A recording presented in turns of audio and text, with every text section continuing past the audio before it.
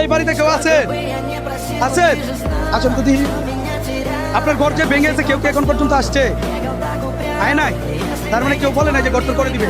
আপনার কি চান সরকার থেকে ঘর করে দেন? এদিকে আসেন, আপনার ঘরটা একটু দেখাই।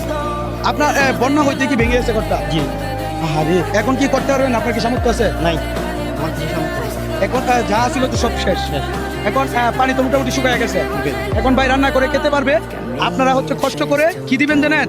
রান্না করে খাওয়ার সামগ্রী, অবশ্যই রান্না করার সামগ্রী। চিরামুড়ি খাইতে তো আর ভালো লাগে না আপনাদের? ভালো লাগে না। আপনারা কষ্ট করে এই মানুষগুলোর পাশে দাঁড়ান, এবং কি কেউ একজন যদি বলেন যে ভাই আমি অনেক বিত্তশীল, আমি টাকা দিতে চাই, আপনি ফুল পেমেন্ট যদি করেন, আমি এই ঘর আমার খরচ আইসা করে দিয়ে যাবো। আমার এখানে আসলেও চট্টগ্রাম আমার কৃষি সংস্থা আসলেও আমার 20,000 টাকা করে দিয়েছে। আমার খরচ এই খরচ আমার, আপনারা হচ্ছে টাকা তো দেন, আমি ঘর করে দিয়ে যাবো। আমার এত সামর্থ্য নাই, আমি 3টা ঘর করে দিতেছি। যাই হোক, এখানে ঘরের পরিমাণ যদি দেখাই মিনিমাম 50টা প্লাস, ঠিক আছে না ভাই? 50টা প্লাস ঘর ক্ষতিগ্রস্ত হয়েছে। আপনার নাম কি? আমার নাম মোহাম্মদ আব্দুল্লাহ। আপনার এলাকার নাম কি বলেন? মিনজিরি জেলা। জেলার নাম কি? জেলার নাম চট্টগ্রাম। আপনাদেরকে শুধুমাত্র দেখানো, আপনারা মানবিক ক্রিয়েটর আছেন যারা, ভাই আপনাদের রিকোয়েস্ট করে বলবো একটা করে ঘর করে। আমাদের টোটাল বাংলাদেশে যদি 1000 যদি মানবিক ক্রিয়েটর থাকে, একটা করে ঘর করলে হবে। আমি এরকম 3টা করে দিতেছি, আশা করি আপনি একটা পারবেন। এদিকে আরো আছে।